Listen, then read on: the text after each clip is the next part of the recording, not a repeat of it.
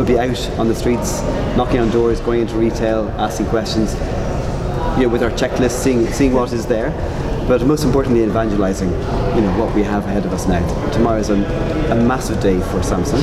I think it's also a massive day for the market. The market is obviously quite saturated, lackluster maybe in the last year, so there's so much excitement on the S6 that we need to listen more. So listen to the market, listen to the retail staff. How can we do things differently? How can we improve where we're at? How do we support them more? How do we bring more value to their business, being the partners, but also make it an easier switch over to the Galaxy S6. And for us to achieve that, we need to listen. We need to be present in store. How do you engage with, or how do you get the dealers and the IT resellers on board? How does that work?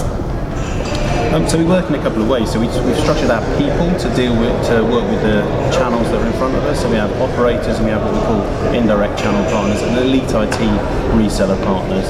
We've also got a direct touch sales force as well that work with the FTSE 400 companies and public sector. So bringing those things together mean that we've got resource and programs and marketing investment across all of those channels. What we're looking to do this year is actually really step up our engagement with that IT reseller community and through our distribution partners engage those B2B resellers. So over the coming months we'll be putting in place a few new programs that customers won't have seen from us before, bringing them together, telling them what the Samsung B2B journey is and what our vision is, and taking them along with that journey with us. I mean, looking at 2015, our ambition is to at least double our sales in accessories, and to do that we need to do things differently compared to what we did last year. And to start that off, first of all, we're ensuring that we have adequate coverage and supply of accessories from launch, and continuing that. Coverage being accessibility in retail as well. And in order for us to achieve coverage in retail, obviously we need to build that into our relations with our current partners, but we also need to build new partnerships. And you saw recently that we've gone through a review process of our accessory distribution partners, bring it down from 7 partners to 3, and that allows us to be much more focused and really focus our investment in a narrow distribution landscape. But ultimately everyone in the team now has an accessory target, and we also have an accessory attach rate. So yeah, very much front of mind, and especially important when we not just talk about the device, but we also talk about the ecosystem. And with wireless charging being a fundamental USP of this device, then we need to be trailblazing and building the wireless charging ecosystem, because as you read recently, the likes of IKEA are now building furniture with the wireless charging in it. So it will become the new way in which you charge your phone. You won't be plugging it in anymore. So that's a good example of us having to take the responsibility to drive a new ecosystem, but very much top of mind for us. I think in the last year and the next year, I think this market will go through fundamental structural changes. And that's the infrastructure upon which the business has been built. So we look at potential operator consolidation, you look at what's happening with retailers, Dixons, Carphone, etc. What we're doing with our distribution strategy, etc. So there's lots of moving parts, but that's all still structural. What's important is what's happening in people's minds, in consumers' minds. And they are now looking to us as leaders in smartphones, and also a wider portfolio, because it's not just about the smart device, it's about the accessories, it's about the tablets, it's about the wearables. But again, we're not doing ourselves any favours, because it's also about domestic appliances and consumer electronics. And there's no other supplier or manufacturer in the world who can offer such a broad range of devices. And if you look at what we're doing with our Samsung Experience stores, which are within, we have 9 of them currently within the UK. So there are, let's say, our first chapter in bringing us, or at least leading the market towards away from traditional handset hardware sale to more of a connected sale, connected solution. So we're trailblazing in this retail environment.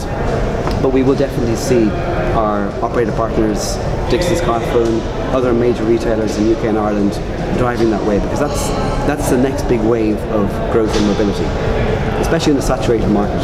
And for us to achieve our ambitions to become number 1 in the premium sector, that's of course retaining our base, which is very strong. We have very good retention rates, but it's also acquiring share from our competition.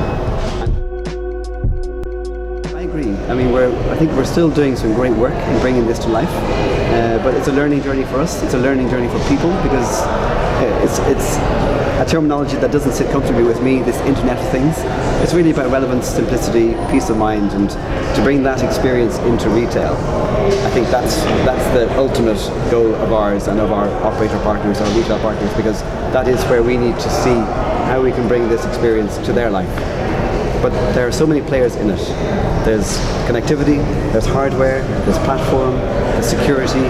So if you like, there's lots of moving parts, but we're the leader in this, and this is where we're going to bring our smart things asset to life.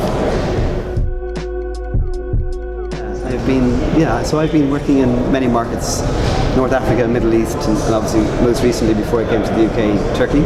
Every market is in a different stage in its evolution. I think we're all going to end up in the same place. It just depends on what phase you are in that evolution. Obviously UK is seen as the flagship market, the lighthouse market if you like, in terms of new innovations. It's a very sophisticated market, it's very mature. It is a saturated market if you like, but I think that goes back to us as leaders to try and find a way to act as a catalyst, and that's what we're bringing with our S6 obviously. It does mean that we have to pivot differently, and examples I gave you in terms of how we're engaging with the B2B channel, how we're evaluating our current distribution partners, and most importantly, how can we, Samsung, bring value to our partners? Because it's not just about Samsung. We're all in this boat together. How are we going to work together to engage and entice consumers to move to adopting this new technology? Because this new I'm really motivated by the fact that they are receiving us with open arms. So they see that what we're bringing to the market is truly innovative. We're really trailblazing when it comes to technology and innovation and design.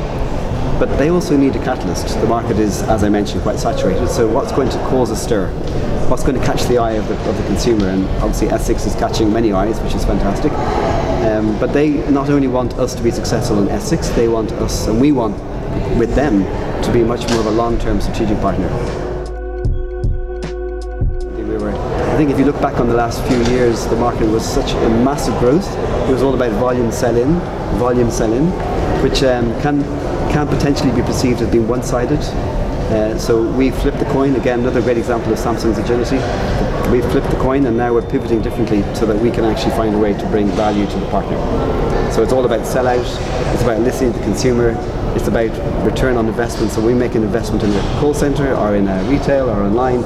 What value does that bring to our partner and what value does that bring to us? Is it an efficient way? So it's a very different mindset to what we've done before.